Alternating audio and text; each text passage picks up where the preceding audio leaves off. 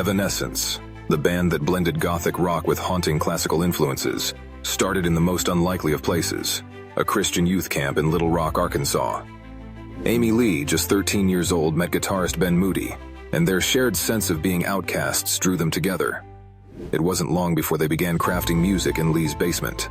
Armed with a 16-track recorder and some basic equipment, they created music that sounded cinematic and epic, even when they were just two kids experimenting. Their early days were filled with coffeehouse performances, where the duo stood out with their raw, unpolished sound. Amy Lee's vision was to merge contrasting elements, classical symphonic sounds with the intensity of metal and hard rock. This unique fusion of influences laid the foundation for Evanescence's future success, ultimately leading to the multi-platinum success of their debut album, Fallen. Let us know if you know other facts. Subscribe and share with those who love Evanescence. Mark Knopfler of Dire Straits was inspired to write Sultans of Swing after witnessing an unforgettable pub performance in Ipswich, England.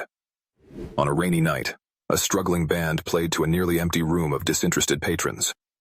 As the night ended, one of the band members jokingly announced, "We are the Sultans of Swing." Knopfler found the irony hilarious, given the band's modest appearance and worn-out demeanor. This moment led him to craft a song about an unremarkable band with extraordinary passion. Initially, Knopfler thought the song sounded flat, but it transformed once he played it on a 1961 Fender Stratocaster. The recording's simplicity, anchored by rhythm guitar, bass, and drums, allowed the story to shine. The song's demo gained attention on Radio London, sparking a label bidding war and launching Dire Straits into the limelight. When Sultans of Swing was re-released in the US, it became a global hit, establishing the band's legacy. Let us know if you know other facts. Subscribe and share with those who love Mark Knopfler. Steven Tyler, lead singer of Aerosmith, wrote Dream On when he was just 17 years old, but the song's roots go even deeper. Tyler said the melody came from listening to his father, a classical pianist, playing music. In fact, the haunting chords of Dream On were inspired by classical music structures he grew up around. Tyler later revealed that the lyrics reflect his early struggles with self-doubt and his desire to make it as a musician. Released in 1973, Dream On was initially only a minor hit, but eventually gained traction, catapulting Aerosmith into rock stardom. This song became their anthem of perseverance, and Tyler's powerful scream toward the end is iconic, showing his raw emotion and unmatched vocal range. Let us know if you know other facts. Subscribe and share with those who love Steven Tyler. Subscribe and share. Celine Dion's Subscribe and share. Eric Clapton's Tears in Heaven is one of his most deeply emotional songs, written after a personal tragedy. The song reflects Clapton's grief after the loss of his 4-year-old son, Connor, who tragically fell from a New York City apartment window in 1991. This heartbreaking event led Clapton to express his sorrow through this haunting ballad, asking if he and his son would be reunited in heaven. Interestingly, Tears in Heaven almost didn't exist. Clapton initially doubted if he could share something so personal, but it became one of his biggest hits, winning 3 Grammys. The song's success and its vulnerability opened Clapton to a new level of artistry, showing the world how music can channel pain into something powerful. Let us know if you know other facts. Subscribe and share with those who love Eric Clapton. Subscribe. Chester Bennington's powerful vocals defined In the End by Linkin Park, but the song's roots lie in Mike Shinoda's reflections on time and failure. Written in 1999, Shinoda didn't think much of the track, considering it just another piece for the album. Little did he know, this fusion of rap and rock would resonate deeply. The band nearly excluded it from Hybrid Theory, but reconsidered after seeing its potential.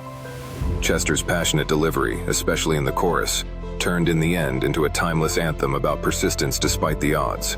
Released in 2001, it climbed global charts, becoming one of Linkin Park's most iconic songs, and ultimately shaping their legacy. Let us know if you know other facts. Subscribe and share with those who love Linkin Park. Ed Sheeran's Shape of You wasn't even meant to be his.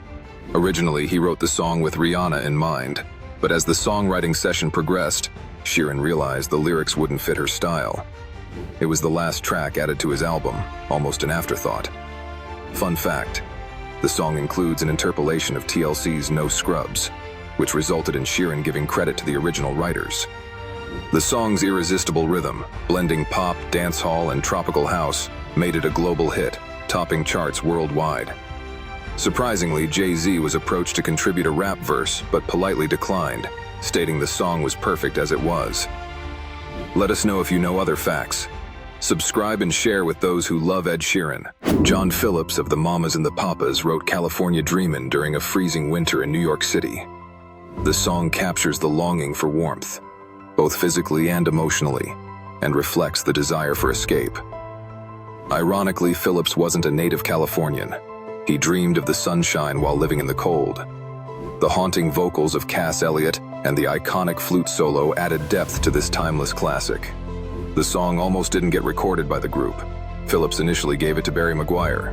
However, the magic happened when the Mamas and the Papas took it back and made it their own, creating one of the most evocative anthems of the 1960s. Let us know if you know other facts. Subscribe and share with those who love the Mamas and the Papas. Benny Andersson was the mastermind behind Dancing Queen, one of ABBA's biggest hits.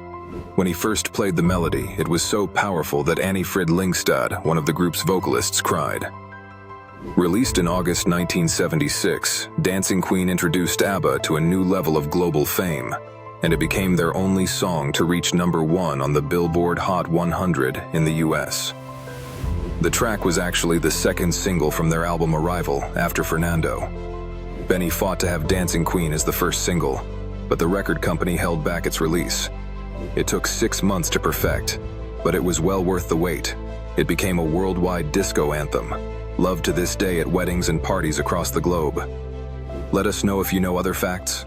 Subscribe and share with those who love ABBA.